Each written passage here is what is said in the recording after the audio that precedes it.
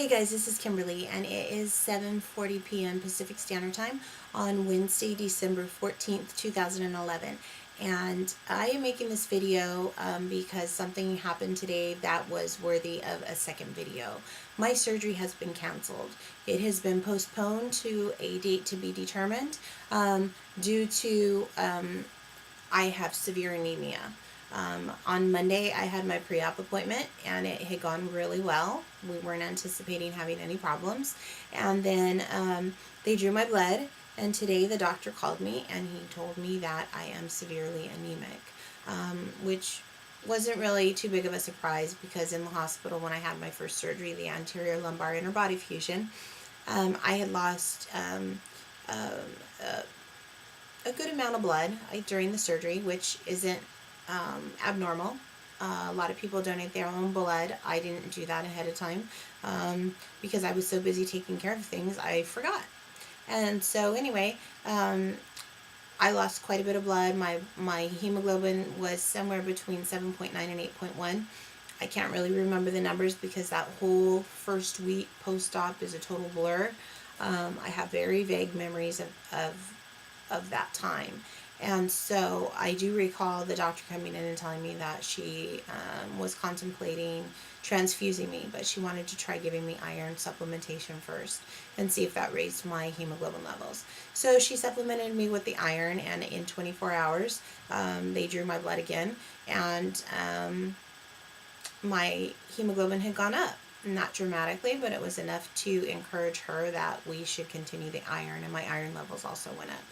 So they continued me on the iron, and by the time that I left the hospital, when I went in for my complication hospitalization, I think that my hemoglobin was at 9.7. So today I got a phone call from the internist, and he told me that I was anemic and that my blood level was, I can't remember if he said 9.6 or 9.7, but it was somewhere right around or a little bit below what it was when I left the hospital. And so he basically told me that the hospital and my surgeon don't do surgery if your hemoglobin is below 10, because they expect that you're going to lose at least a gram of blood during the surgery, and that is potentially enough to cause you to need transfusion if your hemoglobin is less than 10. So they canceled my surgery. And like I said before, it will be probably in about 4 weeks if I can get my hemoglobin up on my own with iron without needing a transfusion. Otherwise, I don't know exactly what's going to happen. I am very appreciative of the fact, though, that they want to be cautious, because in 2007 I had my gallbladder taken out, and it was done laparoscopically, and there was some surgical error there. And when I woke up from anesthesia, I was screaming and crying out in pain and telling them, I can feel something squirting in my abdomen. I'm telling you, something is wrong. Something's wrong. And they tried to tell me that I was drug seeking and that I was crazy and that there was nothing wrong. And so anyway, over the course of the next 2 days, my condition deteriorated. I was vomiting bile. I was getting extremely sick. I was weak. I was to the point where I couldn't even get up and go to the bathroom on my own. And so I couldn't walk, couldn't move because the pain was so excruciating. At one point, I remember screaming out in pain and looking down at my abdomen, and my liver was quivering. And the nurses and the doctors just stood there looking at me like I was still a liar. And they still continued to tell me that there was nothing wrong. They continued to tell me that there was absolutely nothing wrong until the eve of the second day when I went into shock. My blood pressure was 80/36. My heart rate went up over 175, and I hovered there.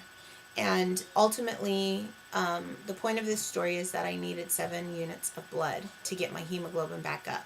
When all was said and done, the doctors still, they never went back to apologize or to say, I'm sorry, we should have listened to you. But when all was said and done, my hemoglobin was 6, my hematocrit was 8. That's enough to kill a person. And so it took 6 units of blood to get me to a point to where I was stable, but I was still in grave condition to go back into the OR to have an emergency open laparoscopy. And so they opened me up, and I have a 9-inch incision on my abdomen now. that reminds me every day of that. But the point in my telling you that is because I've had 7 blood transfusions, one of which I had an allergic reaction to, so they had to stop infusing it. But when they were hanging the blood, they were hanging it and they were using compression stockings, and that forces the blood, it squeezes it, and it forces the blood to go through the tubing and get into your body really quickly.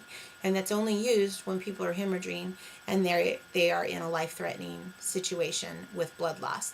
So anyway, they did that for the 7 units of blood, and then rushed me to the OR, and I obviously survived because I'm here right now. But having said that, blood transfusions have come a long way. They really have. They're not like they were 15 or 20 years ago, when there was huge contamination with AIDS and hepatitis.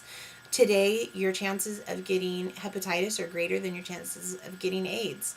I find that to be a really interesting and spectacular thing, because you would think, that the AIDS virus would be more potent and transmissible than the hepatitis virus. But the hepatitis virus is a more communicable disease when it comes to blood transfusions. So, having said that, I tested fine after I had my blood transfusions, thank God. And I am very thankful that my surgeon and the hospital have rules set in place to prevent unnecessary blood transfusions for elective surgeries, even though this is a work injury and this is a surgery that I need to have my quality of life back. It's not an emergency surgery. I don't have quada equina, which is compression of the nerves going to my bowel and bladder, which will cause me to urinate and stool myself. So that would be the real only emergency when it comes to back problems that would supersede having a low hemoglobin. So basically that's where I'm at. Over the next 2 weeks, I am going to be increasing my iron from 1 tablet a day to 9 tablets a day, which is going to increase my constipation, which is going to make it really hard for me to poop. So I'm already taking 3 colas a day. I'm going to increase to 5. In addition to that, I'm going to be drinking 1 to 2 cups of warm prune juice per day. Warm prune juice is much easier to tolerate than cold prune juice, and it also stimulates your peristalsis, which is your bowels, to function and to move and to, kind of get that inchworm movement going so that they can push the feces through and the stool and all the contaminants through so that you can excrete them. So I'm going to be doing the prune juice, I'm going to be doing the iron, the colas. I'm also going to be eating prunes every day. In addition to that, I'm going to be increasing my fiber. So I'm going to be eating a bowl of cereal every day, and I'm going to be eating a salad every day. So hopefully, and I'm drinking tons and tons of water. My goal is every hour to fill my cup that says, I can do all things through Christ who strengthens me. Every hour, my goal is to fill it and to drink it. So I don't have big problems with constipation, which is really likely. So that's kind of where we're at this point. At first, I was really anxious and overwhelmed and unsure because I wasn't anticipating being home for Christmas with my kids. I was anticipating being in the hospital, and so I'm not prepared for Christmas with my kids. But that's okay.